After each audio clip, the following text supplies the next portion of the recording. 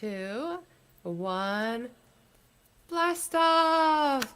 Hello, hello. Welcome to the 26th episode of Tomes and Tunes. I am your host, Arielle Silver. I created this this weekly show 26 weeks ago because we were in lockdown for the pandemic and all of the venues were closed. The songwriters we were all flung into our, different corners of the world. And what I wanted more than anything this year was to connect with people, to talk about music, to talk about books, to be around music, to just be around conversation and community. That's what I had come into 2020 thinking about, and really wanting that idea of connection. And so I created the show, Tomes and Tunes.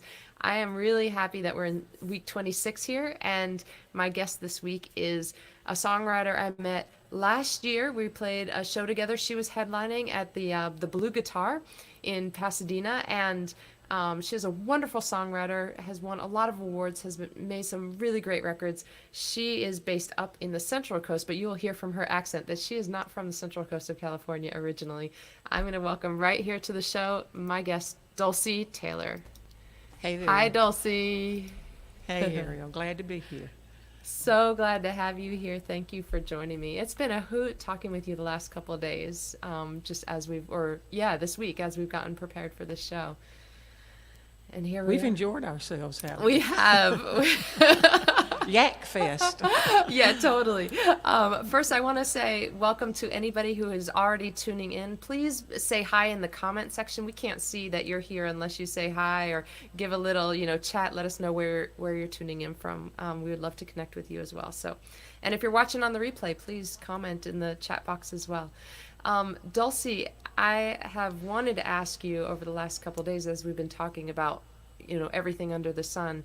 But I've wanted to hear a little bit about South Carolina, where you're from. So you grew up your whole upbringing in South Carolina? Oh, yeah, born and raised. And my family's been there since the first census in 1783. Holy smokes. And they were there before that. I mean, I'm from there. You're from there. I'm from South Carolina. Yeah. And Yeah. so what, and you told me earlier you were a cheerleader in high school. Oh, no, Ariel, that was not for general publication. Shh. Yeah. Don't 'Cause sometimes anybody people look at you say. like- Nobody tell. That's secret. People look at you like, oh, yeah. We all have our wow. dark secrets. No, some people are prejudiced. I mean, I was just one of those people who liked sports and knew all the people playing. Well, That's why I've never gotten into them. Like when it's a pro team or something, I don't know those people. Yeah. I knew the guys out on the field in high school. I don't know those people. Well, What do I care if they wear? I feel bad about That's telling the terrible. world your little secret, so I'll tell a secret that I have never Oh, shared. okay, I'm waiting. Which was that I was Okay. in the marching band in 12th grade. Oh, what did you play? Clarinet. What did you play? Clarinet. Oh. I still play clarinet, but we moved. That was the year that we moved from New Jersey back to Florida, where I'm from originally. And in order to play clarinet in the concert band, I had to be in the marching band. And I was like, oh, I didn't want to wear that outfit. I did not want to put that feather on my head. On your head. And I'll tell you another secret was that I had so much fun. It was Fun. I was like, man, I had missed out on all that fun the first couple of years. It was really fun. See, that feather on your head wasn't so bad, was it? You got to shake that thing around. And it's not easy to walk and play at the same time. Memorize it's those not. John Philip Sousa tunes. And keep in rhythm and stay in a straight line. Totally. I mean, you got to have that peripheral Yeah. vision going on. I had no idea when I had, my friends back in New Jersey, when they were like, oh, you should join the marching band. I was like, no, it's bad enough that I'm in the concert band. I don't want to also be in the marching band. Total nerd, right? You should play the clarinet on stage, son. Me? It's hard to play guitar. Yeah, you I will. should. I'll play with you. But No, I mean just maybe sing a cappella and play a little thing in between lines. Or I've thought something. about it. I've done that with the harmonica. You could do that with the clarinet. That would be I've thought cool. about that a lot. That would be different. It would be too. different. It would be very different. I have to tell you that I think about it actually every Friday. I told you I do my weekly Friday Arielle's Acoustic Happy Hour show, live streaming, and I've thought about it nearly every Friday. Maybe I should just pull out the clarinet sometime, and I forget think you about it. should I definitely forget do about that. it. I gotta work up a little. I'll remind you. I won't let you get away with it. I will not. You should have never told me See, that. all these secrets. I want to say hi to David and Bonnie from Hollywood Hills, and David Benedict Oh, is... that's Bonnie Burkett. We were just talking about Bonnie. That's Bonnie Burkett of Magician Media. Oh, Bonnie, thank you. That's awesome. Oh, David Benedict. Honey, I hadn't seen you in forever. Well, and I won't, it'll be a while, you know, because who knows when the people will be playing out there again. So nice to see you, David. That's great that you can put it right there and see it. It's pretty cool, right? Cool. Yeah. So, Dulcie, when did you lived in D.C. as well? So how did you get from South Carolina to D.C. to California? What are the dots? I went from South Carolina to L.A. and then L.A. to D.C. and then back to L.A. But back to California. Yeah. And you've been in the slow area now for a bit of time, I think, right? About 8 Okay. years, yeah.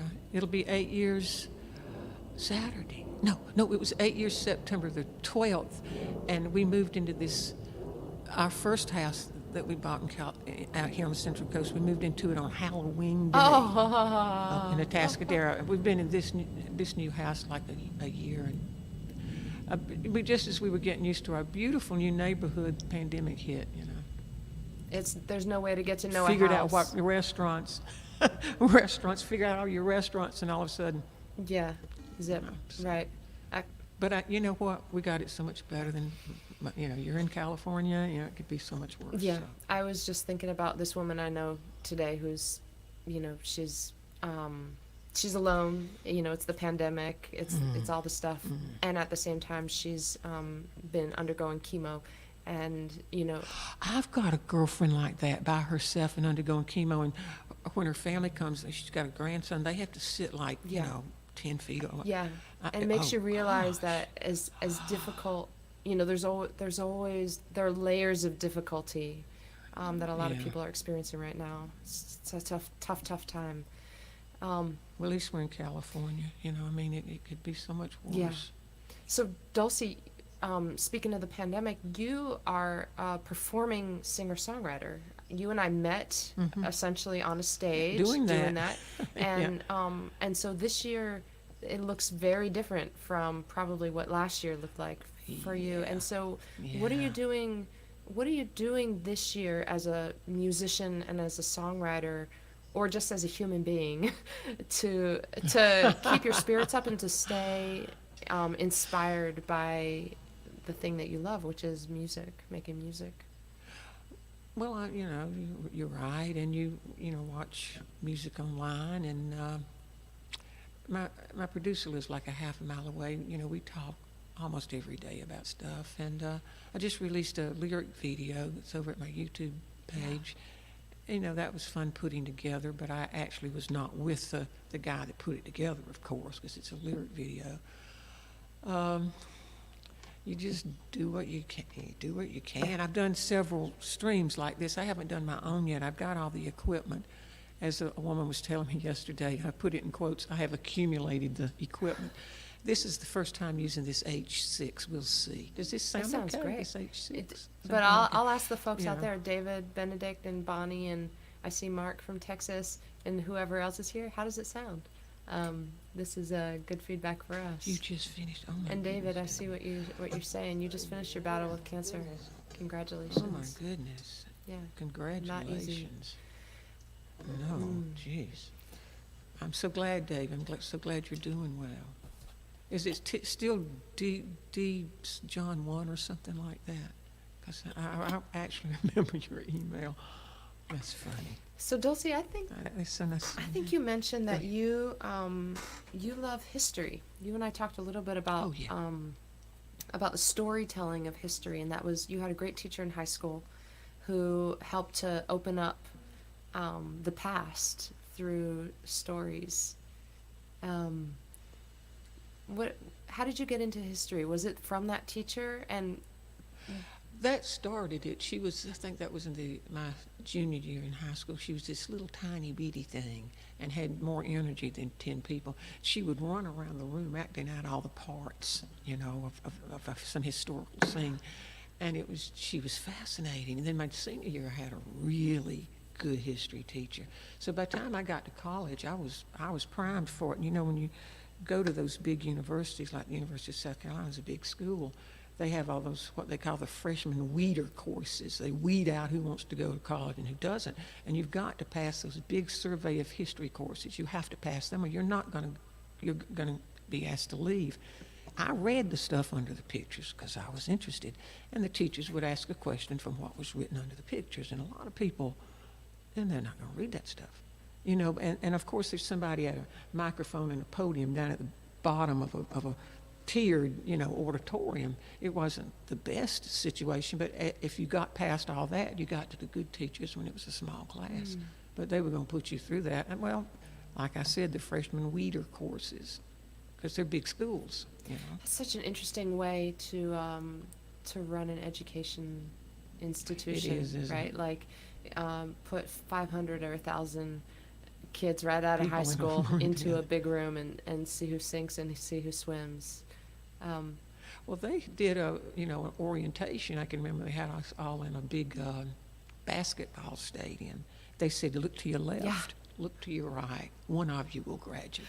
I remember them Shoot, they saying said the that. exact People same like, thing at my college. Is that Did just they say that? Is that just what they say to all the freshmen? that must be what they said. Man. That must be. They, They must want to just put it up front. I know your mom and dad paid the money for you to come here, but this is how they it paid the money is. to go, but they Yeah. didn't pay the money for them to write a new speech. They didn't have that in the budget because they're all They sharing the said same that to thing. you too? I remember it. They said that to you? I remember. I remember it distinctly. You know, it stuck with me. Me too. You know, scare tactics. Yeah. So they you work. graduated. I did too. There we go. The Yeah, poor it's people on funny, either though, side I of us, they didn't. We don't know who they are. Yeah, I didn't get. I ruined the curve for those people. On either side. Oh, God. No, but I wanted out so badly. I wanted to go someplace different. I left South Carolina owing my history teacher my senior thesis, and he let me mail it to him from L.A., and he turned in my grade, and they mailed my diploma to me. Oh, so you had already moved to LA by the time you I turned had that already, in. by the time. And yeah, why'd you come out to LA? I wanted something different, and boy, I got it. I wanted something really different. It was like going to the moon from South Oh, yeah. Carolina, and I loved it. I just loved And by it. then you were already playing music. Cause Oh, you, yeah. I played back home. You know, we had a band. We played back home and stuff. Oh, it just seemed. I just had heard such wonderful stories about California. Oh yeah, you know. I know. And I couldn't wait to get out here, you know. I think I tell you this story the first night. I got to town, stayed with some friends who lived in the Hollywood Hills, and I went down to an all-night market on La Brea, right? And I'm coming from South Carolina, right? And I'm in the checkout line, and there's a woman in front of me. It was during the winter. She had on a full-length mink coat and a bikini. And I thought, this is the coolest thing I have ever seen. Nobody even looked at her. And people would have gawked where I was from, and I thought, I am finally home. I said, yes, I am finally home.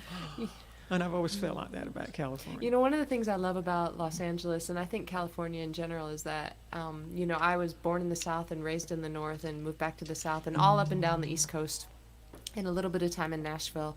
And, I never felt like I was, that question, where are you from, was always a hard question for me. I'm still. What do you say? I'm still tripped up by it. I still don't know what to say when someone asks me, but, usually my answer is just too long-winded because I'm still trying to figure it out. Where'd you go to high school? I went to 2 different high schools in 2 different states. One high school was in New Jersey and one was in Florida. Yeah. And then I moved to Boston for college, and that, so sometimes I say Boston. Maybe Boston. Yeah, that makes sense. That's so formative. Yeah, because I was 17 and then I Yeah. lived there for a long time. But one thing I love about Los Angeles and California in general is that there are a lot of people here from other places.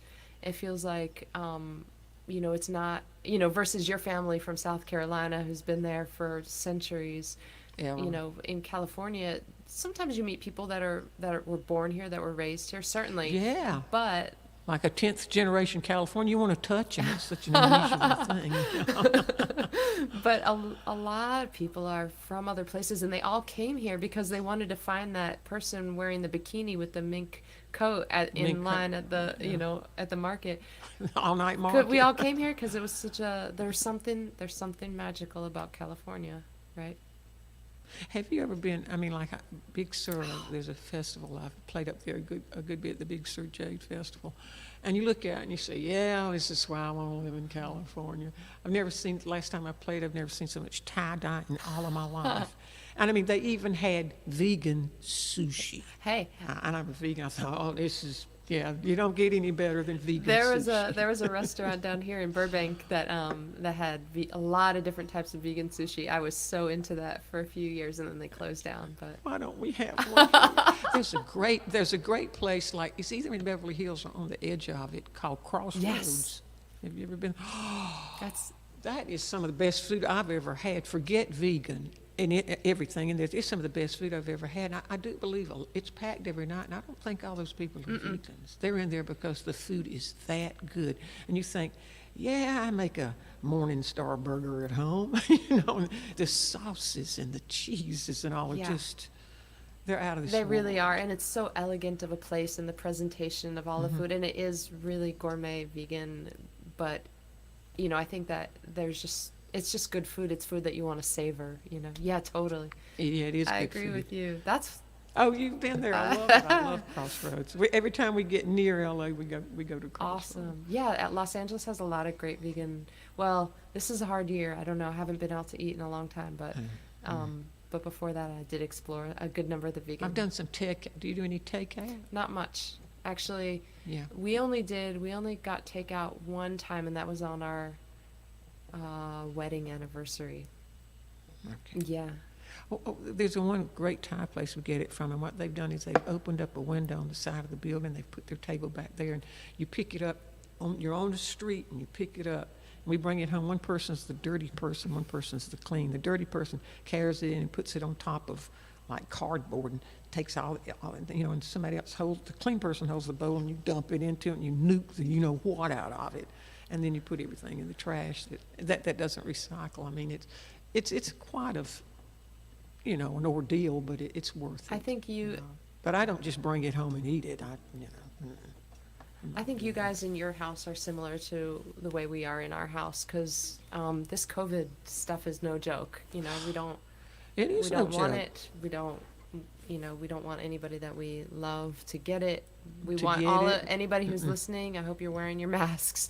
I think that Dulcie, I think that you might have played with a pedal steel player named Tim Pierce, who was one of the first. Tim Fleming. Oh, Tim Fleming is that's what I'm Tim thinking Pierce about. is a guitar That's player right. that's played on my stuff, but Tim I'm Fleming's the guy. Lovely Tim man. Fleming, yeah. Oh, those people were all those people in that group around Ryan, so I was devastated. He and Brad Covert were like best buddies and stuff. He was a lovely man. And he, he tried to do the right thing and wait until he was really sick to go. And when he went, he waited too long, is what they told me. By the time you get there, they're like, I don't know. Of course, if you could have been medevaced somewhere and given never mind. Yeah. Never Yeah. mind. So, did you hear what Vin Gupta has said on TV, Dr. Vin Gupta? no. I love it. He said it a few months back. He said, you may be tired of COVID-19, but COVID-19 is not tired of you. And that just went right in me. I thought, well, all right, okay. Yo comprendo. Okay, yeah. We'll just wait this one out. We'll just keep writing our songs and connecting on our live streams, right? So going back to the history stuff, you have continued to be fascinated by history, and you were telling me about a book that is that the one that you want to share today? Yeah. What is that book? Well, it's not really history what it is, and we talked about this. Excuse me. I've got some allergies going on. Sir Osbert Sitwell, Sitwell, he and his sister and brother were writers and poets and all that stuff. They were real active in the 20s and 30s of the previous century, but he was pretty active up until when he died in 1969. He was pretty active up until 1962, and he's got this 5-book autobiography. And I have just been stuck in this thing for probably 2 years now. I put it down and I go read something else. I think, I don't believe I'll read a little Osbert. And I go back to it. And you have to read it with like a phone in your hand, because he was, you know, of the class where he knew everybody, Picasso, Modigliani, Matisse. He knew everybody. He knew all the ballet dancers and the composers and all. He just writes wonderfully. And he'll write about, he was in the Grenadiers, and they are, of course, stationed in the Tower in London. That's where they're bivouacked or whatever. And the years just before World War I were supposed to have been beautiful years in terms of the weather and just people partying and everything, not even realizing what was coming up. And he writes about coming home from being out on the town with his fellow Grenadier people, or Grenadiers or whatever. And he talks about driving through London, and it's very late at night.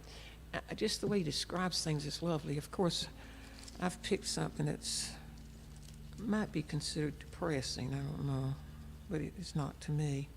And Lord help me, the bookmark is falling. There it is.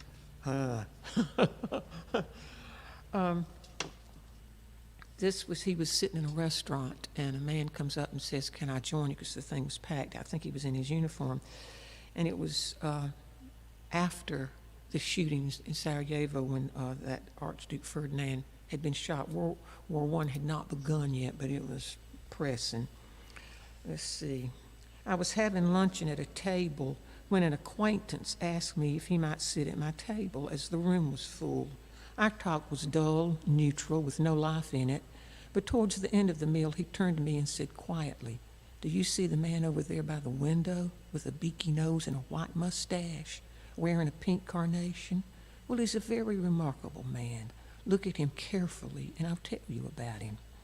Glancing in the direction indicated, I saw a rather tall, broadly built man with a strange yellow face, strongly marked features, and pale, sunken eyes. He was dressed in a well-cut English suit and had taken trouble, it could be seen, about his clothes generally. "There must be something up," my informant continued, "or he wouldn't be here. His arrival is always a sign of trouble, and every European chancellery makes a point of knowing where he is. His name is Vasil Zakharov." He was an armament dealer. He said, "The armament monger most exactly resembled a vulture, and it is no good pretending in order to avoid the obvious parallel that he did not. To some it may cause surprise that a man who traded in weapons of death and the prospects of war and grew fat-bodied on the result of them should have resembled the scaly-necked bird. But whether or no it seems strange depends on one's view of the world." And he goes on to say, he only wanted power in order to amass more money, not money in order to obtain power. But then again, the vulture does not want to kill you, only to eat your corpse. Already in every capital, the birds of prey were assembling, hovering, watching. And you can look this guy up online and you can see what he looked like. That's what's so cool about reading Osbert with your phone in your hand. You can look up the people he's talking about, and he will really put you. I have a line in a song where I say, "I'm stuck somewhere in pre-World War I, and that's just fine with me." It's so his stuff is so beautifully written, and he was a poet too. So it's Osbert Sitwell, Osbert Sitwell. Thank you. That description of that man was so, it just really came alive in my imagination. I could picture the carnation and the sunken eyes, and Are the guys saying, "See that guy over there?" yeah. You know, look at I that. You know, mean, liked it's how just- how he described the conversation beforehand, how it was nothing to be remarked upon, and then he leaned in close and said quietly, And "Hey, said, "Hey." look at that dude."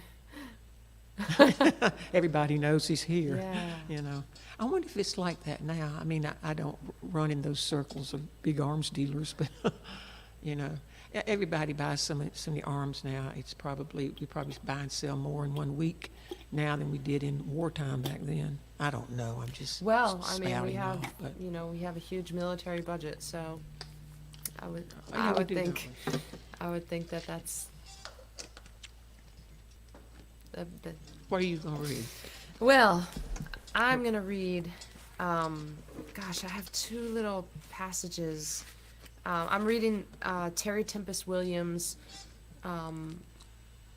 book called When Women Were Birds, and the subtitle is 54 Variations on Voice. And it's a memoir, and what happens is her mother, a week before the mother passes away, says to Terry Tempest Williams, I'm going to leave you all my journals, but you just have to promise me you're not going to read them until after I'm gone.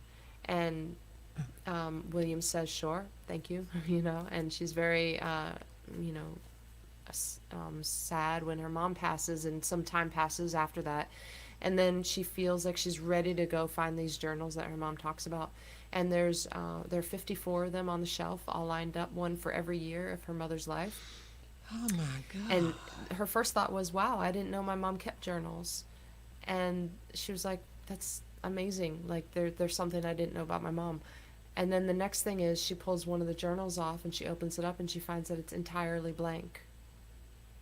And she pulls another journal off the shelf and finds that that one is entirely blank. And every single one of those journals, not a single thing has been written in them.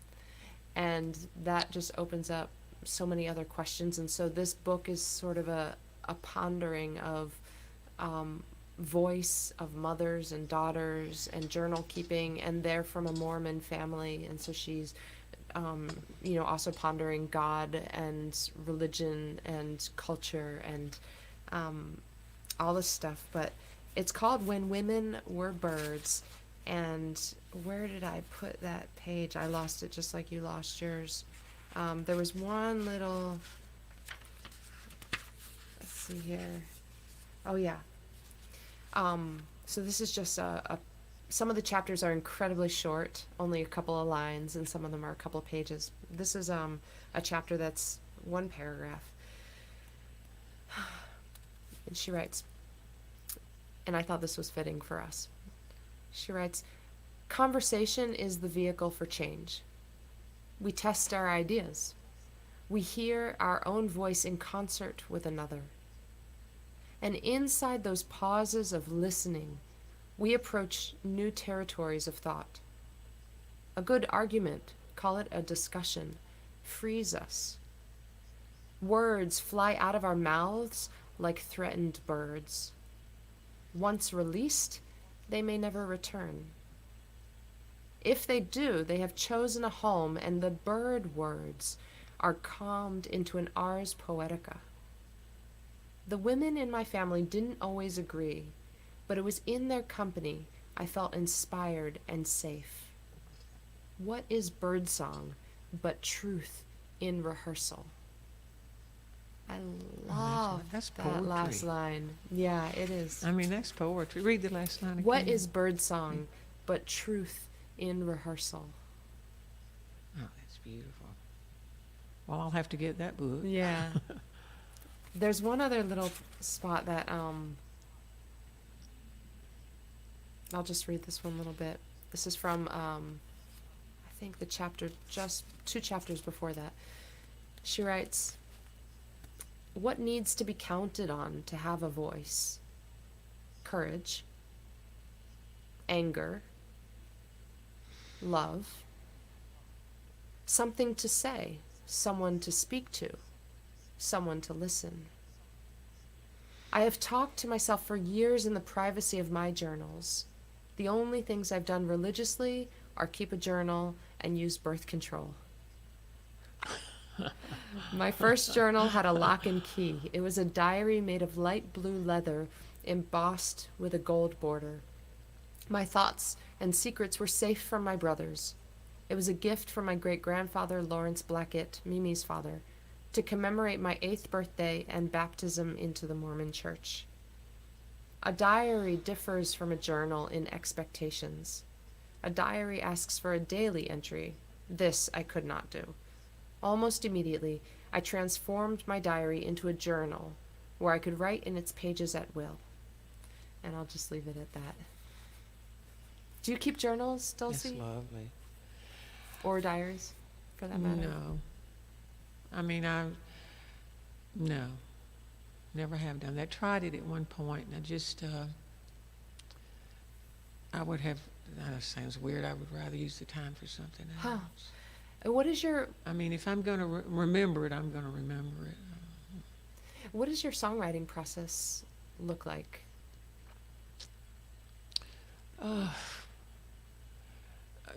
David Flynn and I have always laughed about this. He's the guy that ran the show the night we played. He says you always have to assume the position. You know, you have to sit down with the guitar, sit down with the adults, whatever you're going to do it on. And that's true. I'm always open to ideas. And I do know things you will forget. If you have a good idea for a song, you better write it down. Oh, I'll never forget. This is a great idea. And an hour later, what was it? No, you got to write them down. But it varies. Sometimes I have words and I'll start from there and put music to it. Or sometimes I have a riff that I like and I'll write words to that. Or I don't have a set pattern. Do you? You have a set pattern? I think that you are so right. I love that you have to assume the position. You have to pick up that instrument, right? Yeah, I use my phone for voice memos, and I use the notes section for just one-line ideas. The reminders. Yeah. And then we do the same I have thing. the same. I keep a journal, and so the last page of my journal, I always keep a running list, kind of like the notes section on my phone, but sometimes it's in my journal, handwritten, and sometimes I'm working out ideas on my journal, but none of that matters if I don't sit down and pick up the guitar. Assume the position. Yeah, I love that. It's so right.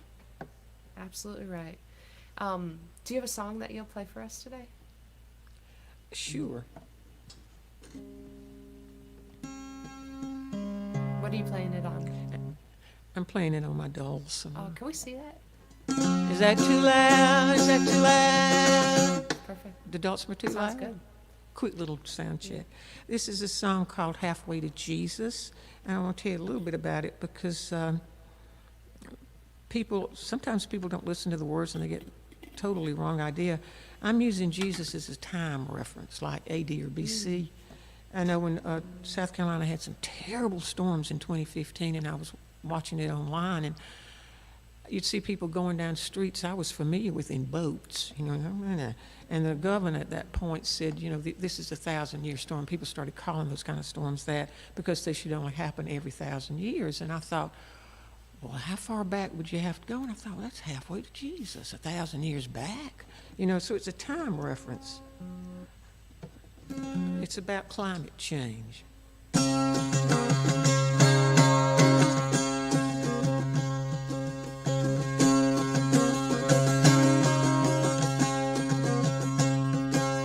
The planet's heating up, the rain is like a warning bell. Down the Gulf of Mexico, 40 trillion gallons fell.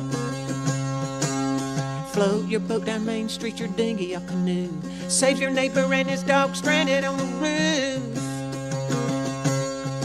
Well, it ain't like we haven't been warned. Now we're living through 1,000-year storms. Looking back, where does that leave us? Halfway to Jesus. The polar caps are melting, hear them cracking on the wind, like the sound of distant gunfire in a fight no one will win.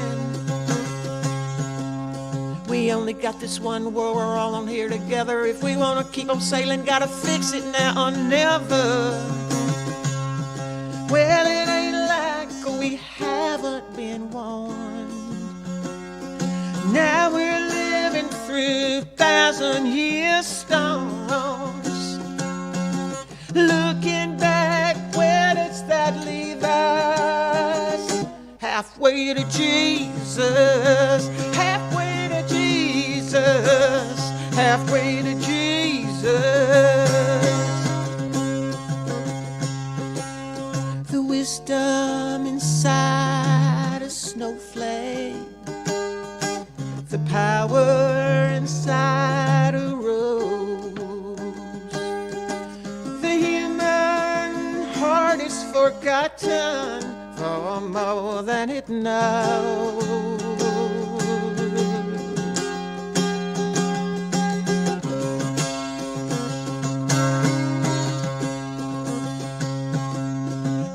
places where heaven don't know how to rain. Land so dry from drought so long it just goes up in flames. If you don't believe it, I got one more thing to say. If you won't help the situation, get out of the way. Well, it ain't like we haven't been warned.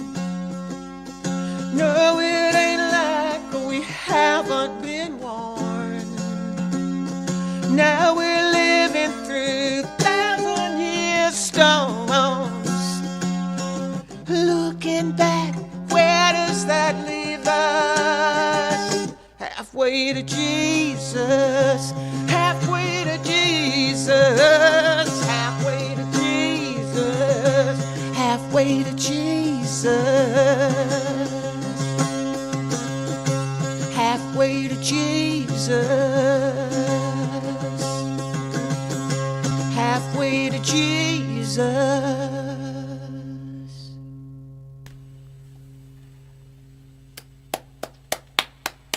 Thank you. Oh, thank you. That's a rocker. I think I saw you play that the night that we played that show together. Yeah, and it's With up your at my band? YouTube Or was- site too. I have 4 videos at my YouTube site. You type in my name and it'll come up. It's got like over 1.3 million views. That is I mean, people care about this Awesome. issue. They see it. Out in California, worst fires in history, and every one is the worst fire yet. How long has that fire up north been burning? I mean, it's 90-something% contained, but it's still burning. I'm feeling it today down here from the fires in Orange County right now. Yeah. You're getting we had in the Central Coast about a month ago. We had the worst air quality on the planet. know. And you're like, I well, know. now, okay.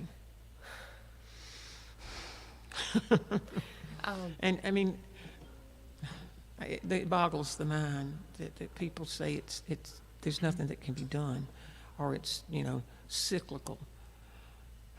Well, even if it's cyclical, you don't want to try and fix it a little bit, perhaps. Never mind. I'll shut up. No, I mean it's actually refreshing to hear you talking about this because I'm going to play a song inspired by the same topic. Oh, great. And usually I'm the one on the soapbox. And we didn't plan No, this. we didn't. We didn't plan this. This is And usually I'm the one on the soapbox Oh. that's talking about how the weather's getting drier, the winters are shorter, the rainy season is shorter, the temperatures are getting hotter, and so the fires are burning higher up the mountains for longer, bigger spaces, hotter, and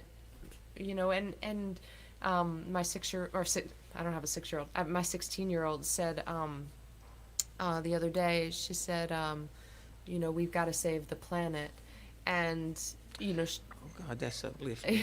oh, very absolutely, yeah. She's concerned about issues, but every time I hear that, we got to save the planet, I think the planet's going to be fine when the humans are gone. Oh yeah, we got to save But we ourselves gotta save and the other life. Yeah, because we're so short-sighted to think that, this is a humanitarian issue. This is a human rights issue. This is, environmental justice. This is an animal rights It is. issue It's too. related you to know all how of many of them that. died in Australia? I mean, how much wildlife is? I've given to WIRES, WIRES, to help the wildlife in Australia. I mean, they make what's happened here look like backyard barbecue. What's happened in Australia? I mean, I know. it's just I was watching that too. Yeah, it's hard to take in. it's really hard to take in. What's the name of My your song is called "What Really Matters." What Really Matters. I've heard this. This is a lovely song. Thank you. And this song was inspired by the wildfires 2 years ago here in California. I'm just gonna take a sip of my tea. Oh, you like it strong like I do. That's some dark. It is pretty dark, iced isn't it? tea. Yeah, my mother made it like that. I water it down too sometimes. Sometimes if I have lemons, I'll squeeze it in it. But today it's just straight iced tea. It's just But this song, I wrote it. It was when we had those, giant fires happening 2 years ago.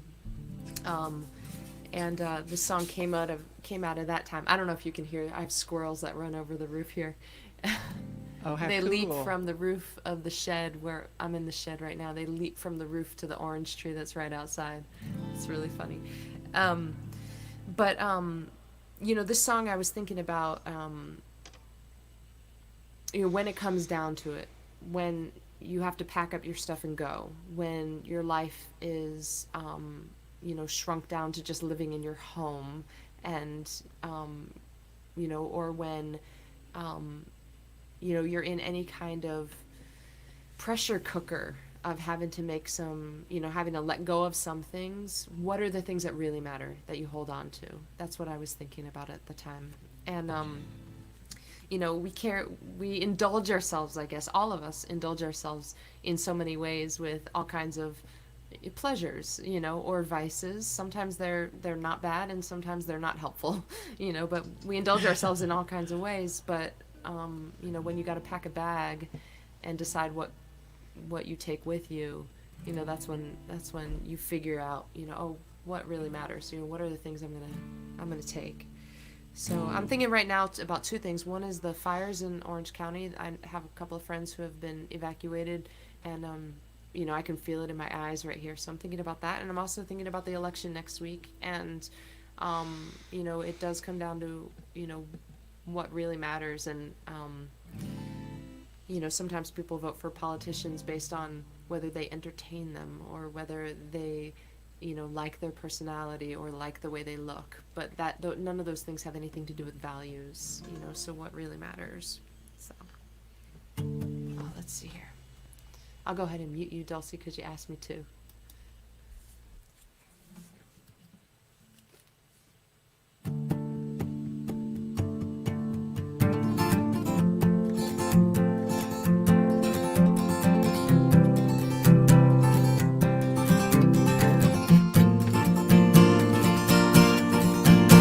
What would you take if your world was on fire?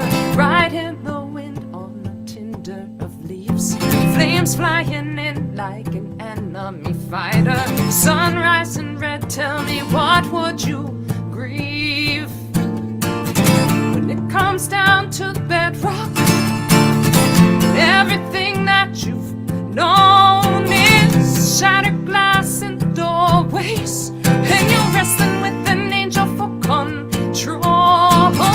Flask of whiskey, stash of hot letters from a lover that you should long forgot. When your tidal waves of tears turn to laughter, that's when you know it comes down, down, down, down, down, down, down, down to what really matters. Ooh, ooh, ooh, ooh, ooh, ooh, ooh. What really matters. Ooh, ooh, ooh, ooh, ooh, ooh. Smoke screens and daydreams don't help when you're running. Blooms lift to heaven the rest of your home. Falling like snow, you're an angel in ashes. Chimneys and tree bones and churchyard stones. When it comes down to the bedrock, when everything that you've known is shattered glass in the doorways, and you're wrestling with an angel for control. Flask of whiskey, stash of hot letters from a lover that you should have long forgot. When your tidal waves of tears turn to laughter, that's when you know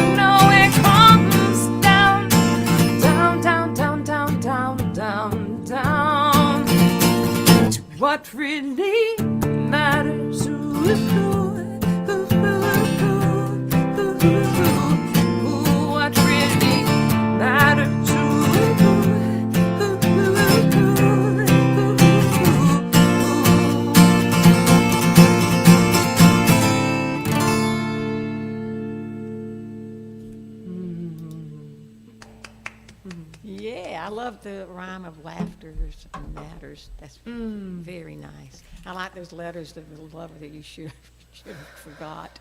What's that line? I like that. Letters from a lover that you should have long forgot. Long I have this. I have this old travel trunk. You know, the kind that has the lock. It has the brass grommets around it. It's just a rectangle box, and I've had it with me, since I was a kid and first went away to summer camp. And that box has all kinds of letters and photographs and, just all kinds of stuff. And I think that around the time that I was writing that song, I had opened the box to see, what's in here anyway. I do that every so often, not too often, but every once in a while. And I had recently been going through it and found all kinds of letters from the past, and so that made its way into the song. We won't. And you have know what's those funny now. about what'd you say? People don't write letters anymore. We won't. I like to write. I like snail mail. We won't have that so much now. Yeah. Do you write letters? Do you send Yeah, out I write letters? notes. I don't write entire letters, but I write notes. And I mean, I like snail mail. I like cards and things. I like to write things to people. And I save, if I get a card that really means a lot to me, I'll use it as a bookmark. Yeah. Yeah. Yeah. I've got these two people that come see me and play a lot in Central Coast, and their Christmas card was a card that they printed on the back and front of them with their dog and stuff, and I've used it for a bookmark for the last 5 months. It's so cool. I see them every night before I go to bed. There they are smiling with their dog. I That's love pretty that. cool. I love that idea of using cards as bookmarks. Mm-hmm. That's instead of putting them in this chest and then closing the chest and not seeing them. I do that too. I mean, I've got, I save cards. I'm not a scrapbook person, but I save cards of people that I care about. Make sure that it's got a date on it, So, I love that song. It's a great song. Thank you. I just now when I sang it, I sang it wrong actually. You did, which is funny as performers. I'm sure I'm not the only one this happens to, where it's like no. you've sung a song a million times, but then one time, the lines from the second verse end up in the first verse, and then But at least you keep it rolling. Yeah. You know what I mean? That your mind Stay goes on the train. and you plug in this other line. Yeah. Yeah. It was beautifully done. I had no idea. Sometimes when you do that, it doesn't make sense, but the words made sense. So you were the only one that knew that. Exactly. I want to say one thing, since you asked about that line about the letters. I just remembered that when I was going through this chest, I think it was that time, I came across a postcard from someone, and this was someone that I knew in college, and for years I have thought badly of this person because of something that happened the last time we saw each other, or I think it was the last time we saw each other. Left that taste in your mouth. Yeah. And what I had forgotten about in my memory, but what I realized when I opened the chest was that person actually apologized for that. Oh. I found a isn't postcard from that nice? person saying, "Hey, I know I was a jerk." And I think that's so interesting that I had held on to the bad story and had erased the apology, and it made me wonder how often we do that in our lives. Well, it where must we have been hold really on. bad. What they did made you feel bad enough that one postcard didn't quite do it. didn't, Now, yeah. it did it next time because it's like 2 postcards. I mean, could you find that person now, you think, on Facebook or something? That is a funny thing, because you can find almost everybody Almost anybody. except this person. There are a couple of people in my life in my past life that That you'll never find. I will never find. I don't know. I might have known them by a different name. People's names change. Or you might not be spelling it right or something. Yeah. But isn't it nice you found it? That's a song. It was. That's a song, honey. I think it is. Yeah. I think you're right. Thank you for reminding me of that. Yeah, you need to write that one. And you need to put that in your phone or you'll forget the idea. That's a great idea. Or my journal. My journal's your right here. journal. I'm going to write it in my journal as soon as we're done with this. yeah, I'll Dulcie, remind you. Thank you. Yeah, we got to remind each other, right? Yeah. Dulcie, thank you so much for joining me and having this chat. This was I really enjoyed lovely. it. I had a wonderful time. Thank you for inviting me. Yeah, I can't wait till we get to play another show in person together. That would be great. I would love Oh my that. gosh. Yeah. All right. Well, I will say goodbye to you, Dulcie, and everybody else. Thank you so much for being here this time for the Tones and Tunes, episode 26. I do this every Thursday, same time, same place. We are going to skip the holidays, though, so Thanksgiving, I don't think there's going to be Tones and Tunes that day. I don't know exactly what I'll be doing that day, but I'm curious about you. What are you going to be doing for Thanksgiving? So I hope that you will share your ideas for what you're doing this holiday season as we start to move into it. And I hope that you will join me next week for Tones and Tunes number 27 with Los Angeles composer and songwriter Elle Spencer Lewis. She is a magical creature, a unicorn if ever there was one. So I hope you will join me for next week. And then every Friday I do my Arielle's Acoustic Happy Hour at 5:30 right here on Facebook and YouTube, and just play some songs and we do some trivia. It's a nice way to end the week. So hope to see you. Thank you so much for joining me, and take good care.